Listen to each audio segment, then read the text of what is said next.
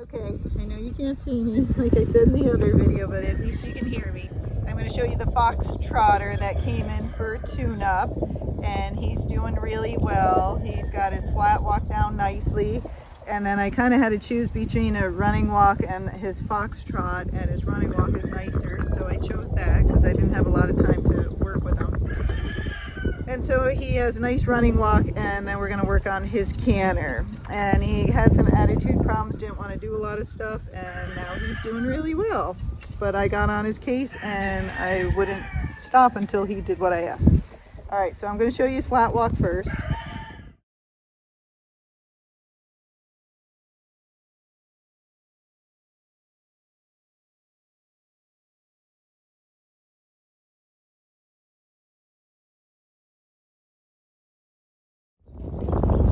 I'm going to go into a running walk.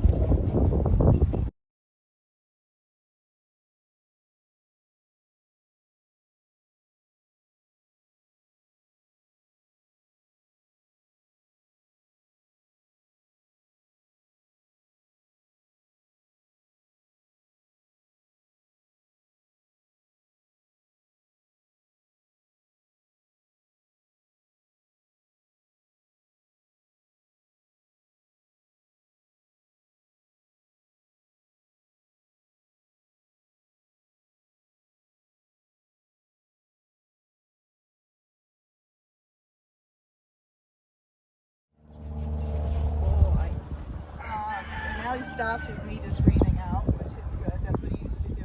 So now I'll flat walk and running walk the other direction. Occasionally he'll go into a fox trot now. He's no longer hard trotting, which is good. But if it gets a little too bumpy, I just sit back, hold him, bring his head up a little bit, and then that gets him out of the trot. All right. And he hated the turn on the forehand before. It was kicking out and all sorts of stuff. So even though he's swishing his tail a little bit, that's 100% better. But if you don't practice this stuff with the horses, if you don't practice backing up, your turn on the forehand, turn on the haunches, they act like they don't know how to do it. They do, you just got to remind them. So it's good to practice it every week. So I'm going to do the flat walk first.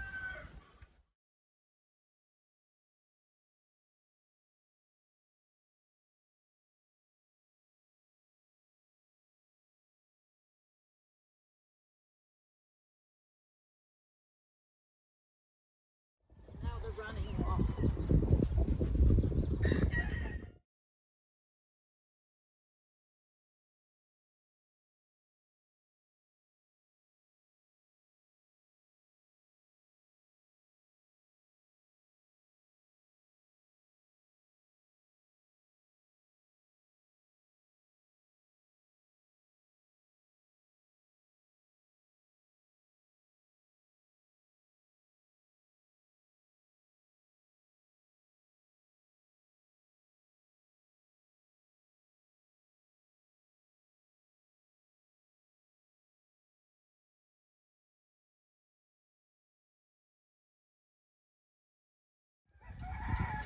Okay, so now we're going to practice the canter. The right way used to be his worst direction, and now it's his good direction. To the left, he gets a little confused with his back feet, and he gets a little lateral. So some of the times I can walk and get the canter. Sometimes I start gating a little bit, then he flips to the trot, and then I get the canter, and sometimes I got to use the pole to get it. So I have poles splayed all around, so I can use them here and there if I need to, and we'll just see how it goes.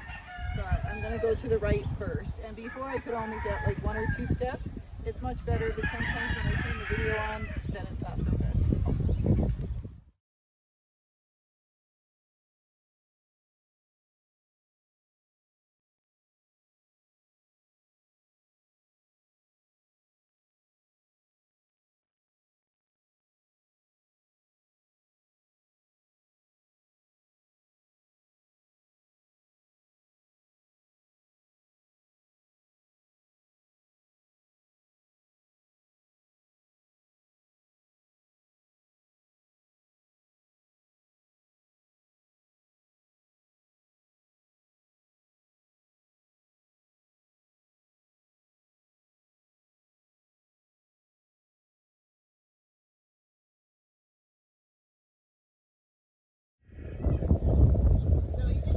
good with the pole, so I just decided to ask him. He had to kind of play around with his lead. That's what he was doing when I was trying to get the canter. Then once he got it, it was like a big leaping motion. Then he lost his back end, so he was cross cantering, then he was nothing to it. So I just keep going, and I'm going to try it again. And that's okay, because I'm sure he hasn't been doing it.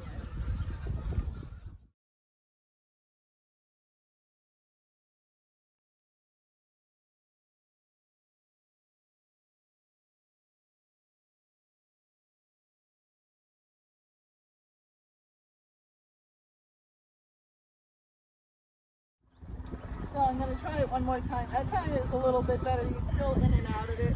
You'll see me kind of pumping some of the time because I'm trying to get him to keep with my rhythm of the canter when he's falling out of it. And but overall, this is so much better. And when he tried to get the canter, he just gets busy sometimes. He can trot. When he tries to get the canter this way, he gets a little busy and then it's harder for him.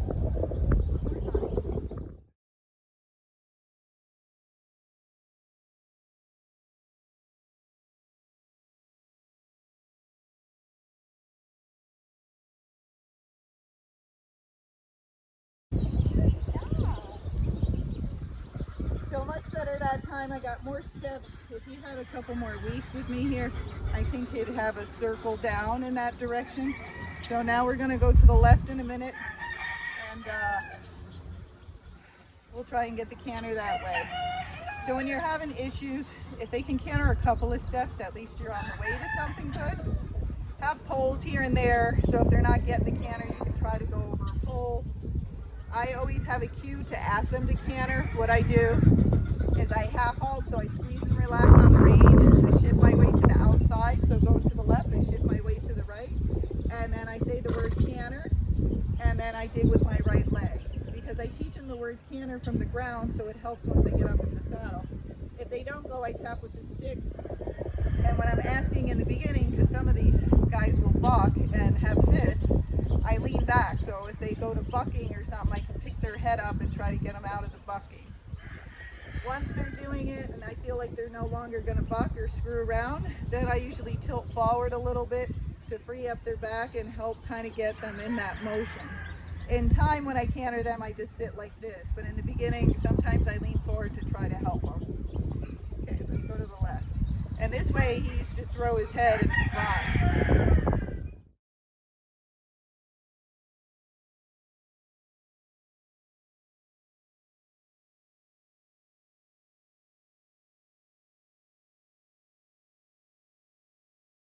So he's got 4 steps, but you probably couldn't see that.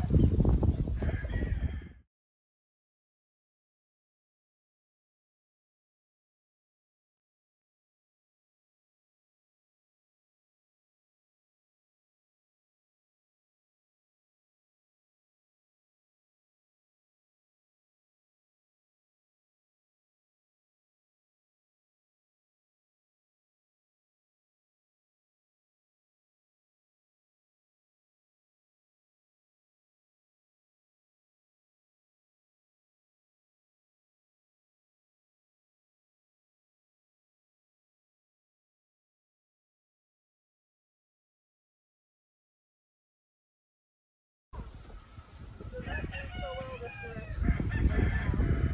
But we have puddles and stuff in the way too. So even if I get it good up here I have a puddle that it sinks, so I have to just come back to a log.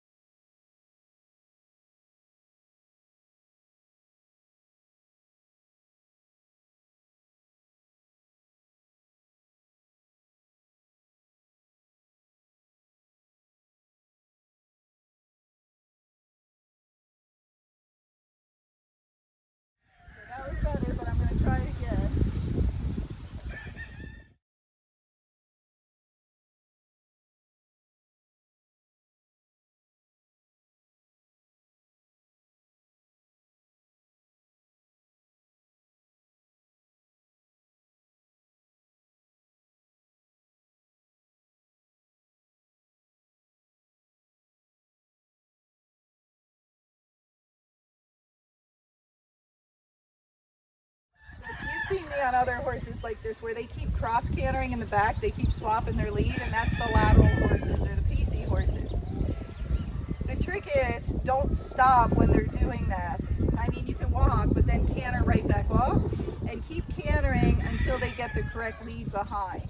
And if you practice that over and over and over again, in time, they'll say, well, it's much easier if I canter on that lead behind, then she stops and we quit sooner. So I'm going to try it again, but again, it's because he's weak back there. He needs more work, he needs more hill work, more pull work.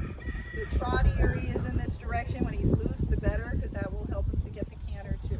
And then cantering small circles on the lunge line will help him to balance himself. So there's a lot of groundwork things that you can do that help once you get up under saddle, but you also have to be able to ride and push through those things, or get someone who can, so they help you get to that next level and get that canter finished. And when I go at the pole, I don't know if you can tell, I do half halt, shift my weight, ass with my outside leg, but I also aim at the pole on a diagonal, because when I canter off in the arena or on the trail, that's what I'm going to do. I always bring their hind quarter in to help them to get that correct lead.